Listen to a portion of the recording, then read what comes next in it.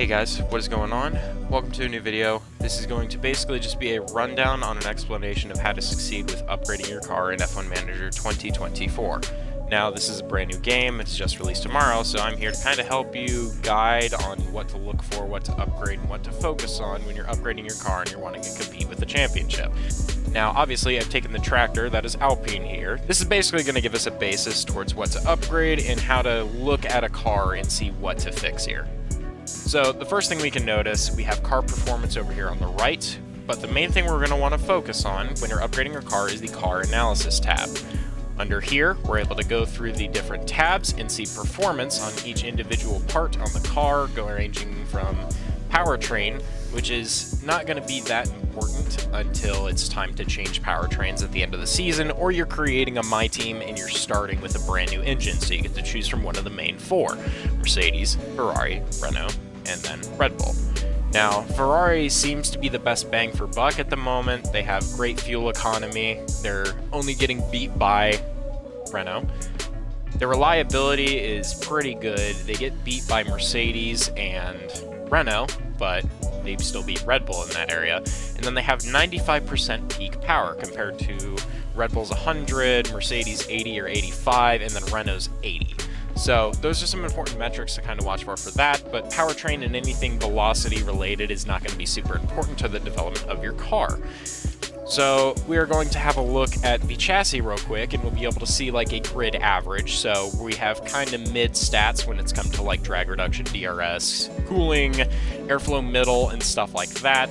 Then there's the front wing, rear wing, side pods, underfloor, and suspension. So we can see that's absolutely all garbage. Now, say you want to compare it to a specific team. If we want to challenge Red Bull on making the most baller underfloor possible, then you can specifically put it to them, and then you can even change cars if there's a discrepancy on parts, and you can also kind of go from there. So the analysis tab is going to be your best friend when you're going to want to upgrade your car in this game.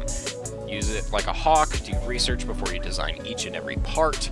That is going to be something that's absolutely crucial in this. Now, another very crucial part to watch for is going to be your expertise and just a general understanding of, what am I doing when I go into this design tab here? So here, you're able to design an individual car part. Now, each car part here can range depending on how far out it's going to be before it's made to how much it's going to cost to design it. Now, each car part here has a bit of a different focus. If you're looking for specific metrics, go part to part and see which one you're kind of looking for. For reference, if you're looking for better engine cooling, which is going to be very crucial in this game, then you're going to want to look more towards the chassis and side pods. Side pods are the primary. They're going to do the best when it comes to engine cooling. So like we can go in here and I'll just chuck on full engine cooling, and that'll give us already an 11% gain on your cooling percentage. Now, your ultimate goal for what you want to hit with those bottom components over there, you want to have ideally a minimum of 60% for your tires and engine cooling percentage to make sure you have a sufficient car. Now, they changed the brake cooling to tire preservation for this game, so I don't know if that necessarily changed the main focus of what it used to be, but what it used to be was brake cooling, where it prevented lockups, it helped with overall tire deg, it helped the tire temperature. It was just an overall good thing to have on your car, which you wanted to have ideally 60 plus. 70s would be almost overkill in the last game, but was still super handy to have because it was super helpful to allow you to push even further. Now, if my speculations are going to be correct with the new edition of F1 Manager 22, they've put a lot more emphasis on engine cooling now. If you've done any races so far, you're going to notice that the engine is almost throttling itself when it comes to fuel usage. The more you use higher fuel modes, the higher the engine's temperature is going to rise. And the higher the engine's temperature is going to rise, the more wear that can be put onto it, and then you can just end up with a Ferrari engine explosion.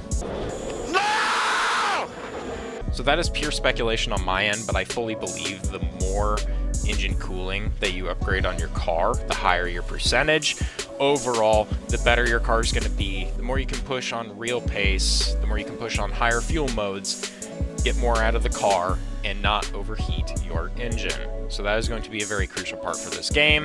Now, tire preservation is going to remain the same as it always has been, with brake temperatures to prevent lockups. It'll allow you to run longer in stints, and then it'll also prevent the tires from overheating severely, so that you can actually continue to push on full-out aggressive mode and not have to worry about overheating your tires and then possibly causing an incident due to that. Now, having higher temperatures can make you a little bit more prone to spinning, locking up, anything like that. Your tires are getting hot, you're losing your peak traction when it hits the contact patch on the pavement. So you're going to want to have your tire preservation just a little bit higher, just so you can prevent any uncertain casualties that may occur. Alright, and so now what we're going to kind of dive into is understanding what these little units are here when you're designing a unit. So, CFD and wind tunnel time are going to be units that are dispersed to you based on your previous season's championship standings. So if you got P10, you suck like no other, you're going to get the most CFD hours possible, which I think is 7 CFD hours and then something about 92, 96 wind tunnel hours. So the worse you do, the more tunnel time and testing time that you're going to have to improve your parts over a season, essentially. So every click of a unit that you do, like say I do 0.1 CFD hours and 0.1 wind tunnel hours, or 1 wind tunnel hour, 1 click is additional to 1 unit. Now for every unit that you use, it adds a day of experience onto your engineer's understanding of that car part. So for this instance, say I do just 1.0 on CFD simulation for this front wing. That is going to add 10 units or 10 clicks or 10 days of experience to the engineer's understanding of that specific car part. So, in the long run, that is going to help you overall with designing your car part. Because the best thing that you can do in this game is have your engineer work on this project longer, because you will get more returns out of it for doing that. Yes, it may take longer, so you may be in a little bit more of a rush to push your engineers to work on that, but ultimately the more days that an engineer is going to work on the project, the better understanding that you're going to have. If you see on the little graph down here, you'll see the section where it says Car 2, and then the drop down where it has all those numbers, percentages, and stuff like that. That is your engineer's understanding of that specific car part. Now, if you compare this to like Red Bull, they're going to have probably a low speed understanding of anywhere around like 4.2, maybe 4.0 flat. They just have a better understanding of their car since their engineers have had more time on it, and they're also a little bit of a more dominant team, so they're programmed to be that way. With every click that you use of CFD simulation, it adds a 1 day of experience. Now, you won't notice an immediate difference until after this car part is designed. So on this first car part, let's say we just throw the whole 9 yards at it, at the 57 units of CFD simulation, and then we just go all out, big ballin', and do 76 hours of wind tunnel testing. Now you're going to notice it makes some pretty substantial gains, but you won't notice the height of that gain until you design your second car part. Like, I'll throw a little video here on screen comparison or a little photo on screen comparison from when I was doing my playthrough on my other team later last night. Now you'll notice when I designed this first car part, it's going to have a pretty good gain. I tried to even out my dispersion of the wind tunnel and CFD testing among all parts. Now this first iteration is going to be a pretty solid gain since I've never really had any experience on designing it before, but as soon as you look at that second part, the gains are substantial, and they can range even further. That is the importance of this. The more time that you allow the engineers to work on this car part, the more round and more understanding they're going to have when designing this car part. Those days of experience are crucial and will significantly ramp up that percentage of understanding, which is crucial to designing fast car parts and revolutionizing your race car. This also goes along with the fact that the longer that they work on this car part, the more understanding they're going to have. So let's say I wanted to just design this front wing purely around... Let's design this front wing like I normally would and do a full focus on low speed tire preservation. I'll bump that down a little bit, and then we'll do airflow front. So that way we're getting a massive gain when it comes to cornering speed on the low end spectrum, which is kind of what the front wing is best at. We're also going to drop this, which I'll get into these little smaller metrics here in a little bit for understanding purposes. Now we look over here. When you're going onto your development type, you can add up to a certain amount of engineers to work on a project. The only gain that it gives you is that it makes that project go by faster. The downside is that it's taking days away of development time for that engineer to sit down, learn about it, and work on it. So if you let one engineer work on this project for 44 days, he's going to gain significantly more understanding of this car part compared to 3 engineers working on it for 37 days in total.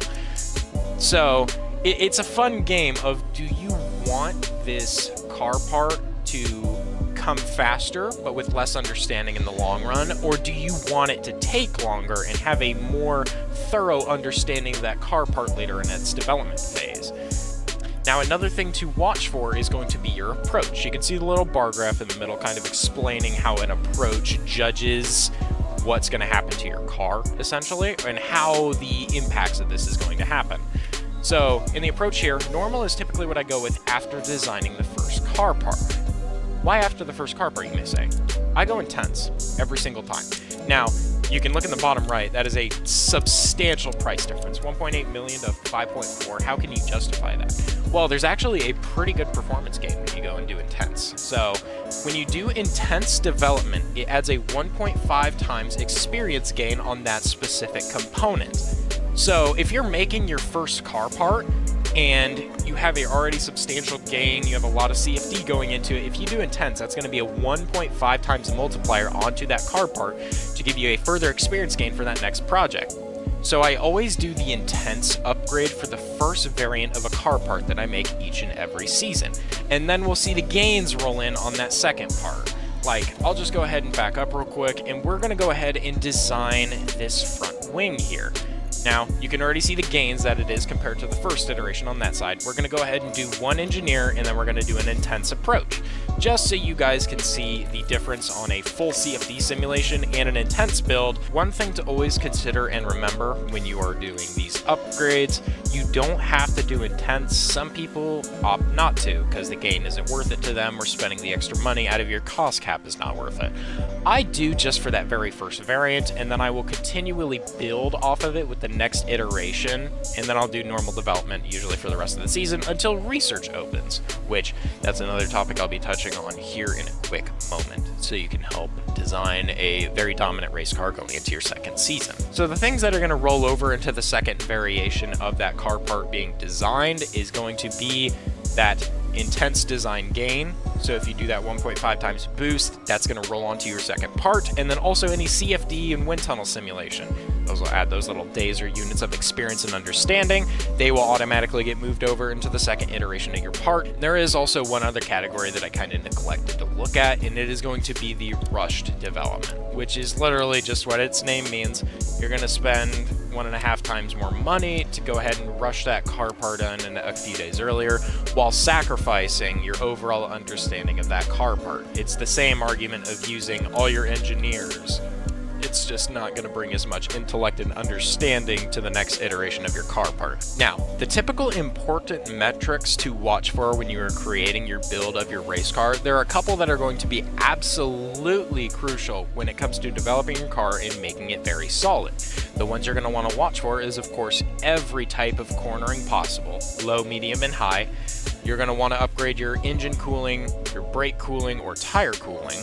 So if we have a look at chassis real quick, and then we go and look at minimum lifespan is the metric they call it. Minimum lifespan is going to be extra weight added onto your car to increase the overall lifespan of that specific component. It's useless. Just be honest. You can go ahead and dump the weight to a specific lifespan that you're comfortable doing, but look at the performance gains when you do that.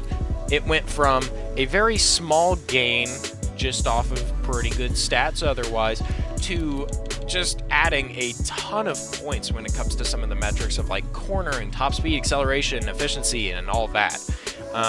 Lifespan is going to take away those crucial metrics that you're kind of looking for when it comes to like cornering velocity and other performance metrics, just because it's added that extra weight. Now you can go ahead and dump some of that weight for specific parts, like the chassis, even going to its lowest setting, is still going to have 4 races minimum of use, unless someone gets in a crash, obviously. Meanwhile, in comparison, if you go to like the rear wing and dump the lifespan of that, it's going to be 2 minimum, or 3. Then it's a fun game of, do you want to gamble and add a little bit more weight just on the possibility that it'll increase that overall lifespan a little more, but then you'll see the numbers go up. Like, you see we lose 4/1000ths of a G of low speed cornering. We'll see 3/1000ths of medium speed cornering go away. And then we'll also see 6/1000ths of high speed cornering go away. Changing your weight can significantly impact basically the way you're developing your car. So you're going to want to be wary of your overall lifespan. Maybe you want to click it up a notch. I occasionally do that. For like front wing, rear wing, I knock it up like maybe 1 notch or 2 just to have the possibility of having that increased lifespan. But then I take the risk of running a little bit lower on the performance metrics when you are designing that car part. Now, one thing to consider is that each car part has a specialty item and a focus that it is good at that you want to maximize. So, for example, you'll notice here the little blue lines on the right side of the screen. That is what upgrading this car part will cover on that car. Almost everything will basically be able to cover the cornering capabilities of this car, but then some of them will work for more towards engine cooling or tire preservation. You're going to want to maximize the best parts of that specific car part while minimizing the low parts of that car part. Each car part has a specialization that it is very good at, and then it has casual ones you're going to want to upgrade along with it. So we'll start off with like an engine cooling one, for example. Sidepods is going to be the best at doing engine cooling with a secondary of the chassis. When it comes to the DRS Delta, you can upgrade that on chassis, but rear wing is probably going to be your best for that. When it comes to brake cooling, your best one is going to be your suspension, and then your secondary is going to be your front wing. So each of these are going to have like a specialization that you're going to want to absolutely maximize the most that you can when you are designing this car part. So let's go ahead and jump straight into just having a look at each car part, and then I'll also give you my kind of input on what you want to upgrade for each of these car parts to maximize a great race car. So let's go ahead and jump straight into the side pods here, which the side pods are best at engine cooling. So obviously you're going to want to put all your CFD into engine cooling. Isn't that right? Drag reduction, it doesn't have that much of a major impact when it comes to the side pods. Now, yes, in practicality, it's going to actually reduce drag when it comes to real life based on your design, but that is something that you can always worry later or do a very minimalized upgrade on that. I will say you will get a much more massive return on drag reduction when it comes to upgrading your rear wing, and then also your chassis just a little bit. Those are going to be your major drag reduction focus components, so you can sacrifice it on this specific part just to make it better in the long haul. Now also on the side pods here, you're going to notice airflow front and airflow middle. Airflow front focuses on the front end of cornering, so a little bit of medium, mostly low, compared to the other side of the spectrum, which middle is going to be even more focused on high speed cornering and medium speed cornering compared to low end. So that's another game on what you want to upgrade there. Now for side pods, there's no major low speed bonus when it comes to, it doesn't make that much of a difference. You can see it only jumps up +9 from +2, but high speed jumps up significantly compared to that. So if you're going to be designing a side pod, ideally try and build a engine cooling focused one with high middle. And that's kind of what you're looking at when it comes to your performance specs after that. And then I can also drop the lifespan of this part a little bit, which the low end of this and the first 2 clicks of this are going to be 3 to 6 races. So you can just go all the way to the left on there, and you'll see a massive performance gain that makes you positive once again on low speed cornering, but also a substantial gain when it comes to your high speed performance. So that is something to consider when you're designing a side pod. This would be optimal. Of course, if you need to upgrade it for another purpose, go right ahead. If you want to add that velocity on to bring it back, even it out, you sacrifice a little bit when it comes to engine cooling, but at the trade-off that you're going to have an even top speed instead of losing half a kilometer. But in my opinion, this is the optimal kind of setup for the side pods. Now moving on to the second engine cooling one is going to be the chassis. So engine cooling is going to be a secondary one, which if you really need it early in the season, you can go ahead and upgrade engine cooling here. But this isn't going to be the optimal part that you want to optimize if you're going to want to upgrade only engine cooling. You're going to want to throw all of that on the side pod. Since this is a secondary part of that speciality, it's not going to have as much of a performance gain as it would on the side pods per se.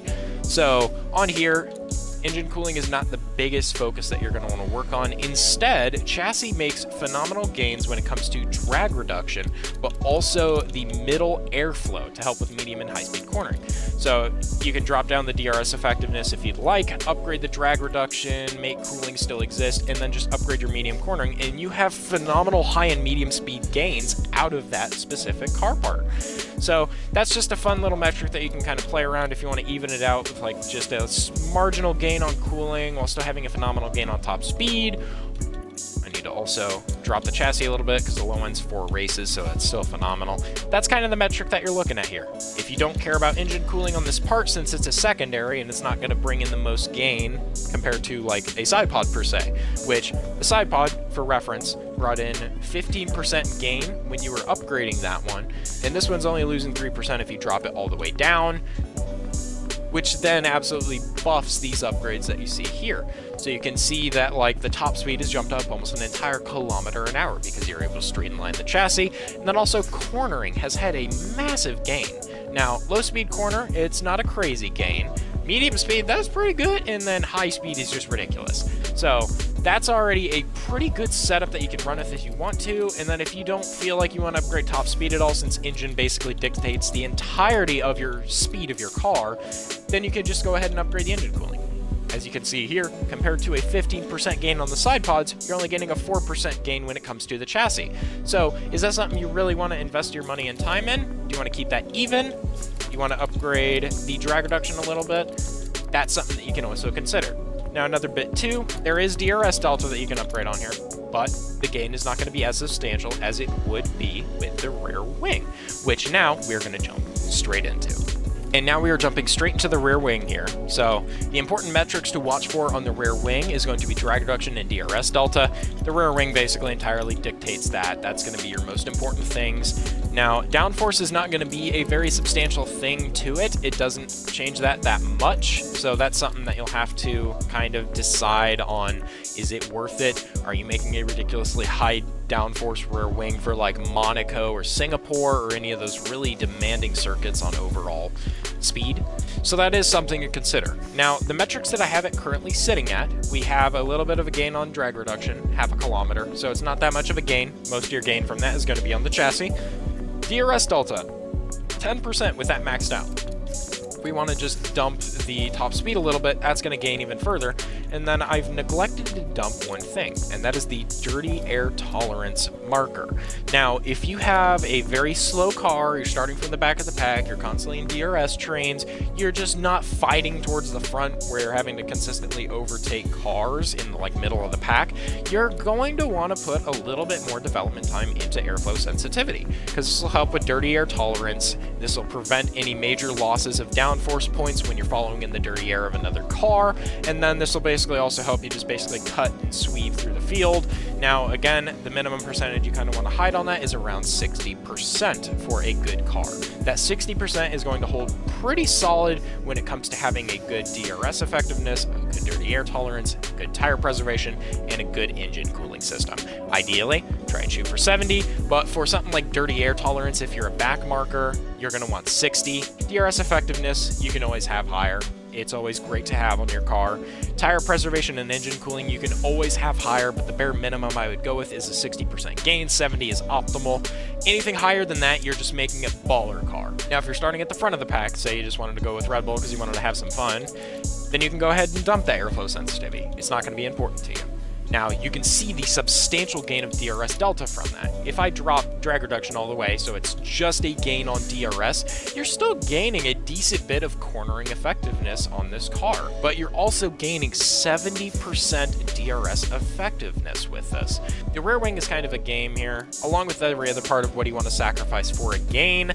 In my opinion, I go purely for DRS delta, maybe a little bit of drag reduction, and then I also bump the lifespan up just a little bit just to try and meet those higher race marks. It's still a minimum of 2, and that isn't bad. I usually bump it up by 1 just for the shy chance that it decides it wants to try and go for all 4 races. It's just a good thing to have. Now, if you did want to do an aero upgrade on this specific car part, I think it's low speed and high speed that are going to have the most substantial gains out of it. High speed, you're going to be able to gain plus 45, well, plus 45 thousandths of a point.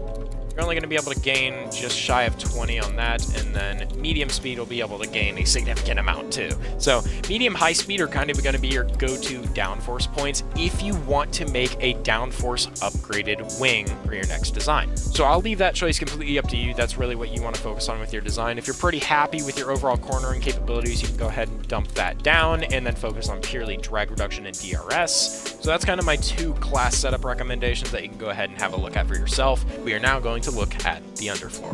Alright, and going into the underfloor now, we're going to have a look at probably one of the more crucial parts when it comes to aerodynamic efficiency. So you're going to want a very fast car. The entire basis of these cars is based off the Venturi tunnel with this current model, so you're going to want to absolutely beef up your downforce on your underfloor, since basically about 50 to 55% of your total downforce on your car is created via the underfloor and the Venturi tunnel, at least in real life. I don't know if that metric will follow suit in game, but that is kind of what you're looking at. Now we can already see the gain here as I drop it down lower and lower. It's still the game of what do you want to sacrifice for more performance? Do you want more dirty air tolerance, which will drop your numbers a little bit? But if you don't want that, your optimal setup, max out your downforce. You'll be able to see we're gaining a substantial haul of points when it comes to, especially with some of the cornering capabilities. So for this part, I designed the lifespan to be one click from the left, just so it's gaining a little bit of a one race buffer on the high end, just in that feasibility that it's going to decide it wants to last that long. So this is my ideal setup for this. If you guys want to adjust that any further, you can always make more gains when it comes to airflow sensitivity. If you want to crank that bad boy up, you can always gain more airflow sensitivity out of a car. Now, with the second to last car part we're looking at, we're going to have a look at the suspension here. Suspension here is the first and primary part that works on your brake cooling, or in this game, it is now titled tire preservation. So that's going to be something you're going to want to put a lot of hours and a lot of research and design into. Tire preservation is going to be absolutely key in this. So it also has very good low speed cornering for suspension. So when you're designing this part, ideally try and look at your focus to have not much drag reduction. Maybe you can mess with medium speed a little, but you're going to want to crank that low speed and you're going to want to crank that front airflow system. So this is kind of the ideal setup I would look towards going with when you're designing these newer car parts, just because low speed is very important, and then also tire preservation is going to be a very key aspect in this game, as it has been in the previous ones. If you want to prevent your driver from locking up and sending himself into Brazil, then you're going to want to upgrade this component. Nothing will stop me, not even...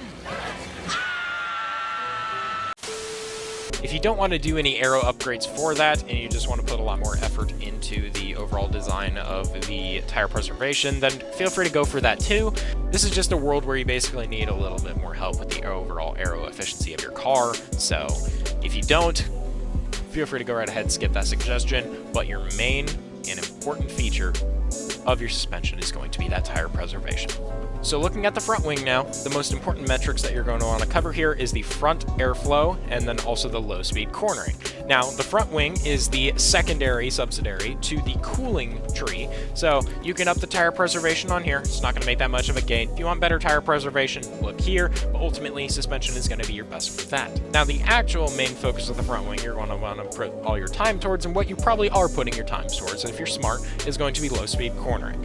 Low speed cornering is one of the most important metrics in this racing, especially when it comes to those tight corners like Turn 1 Bahrain and others like that.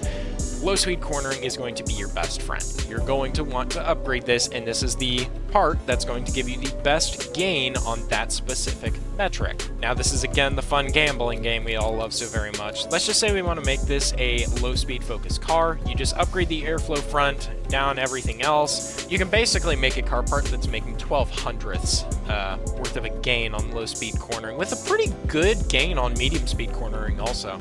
Now, this is the fun game where if you need to upgrade your dirty air cornering, dirty air tolerance, front wing is going to be a great cart for that, since that's going to be one of the main parts that's affected by dirty air in the long run. So again, this is my optimal setup for this, and then I clicked 2 clicks from the left for durability, because I don't think I want to take the chance of having a wing only last 2 races at maximum. So I went ahead and upgraded it 2 clicks from the left. That'll give a 2 to 4 race lifespan while still giving a pretty good performance gain when it comes to those specific car parts. Alright, I know that part was a bit lengthy, but let me give you a quick and easy summary real quick on each part and the important parts of it.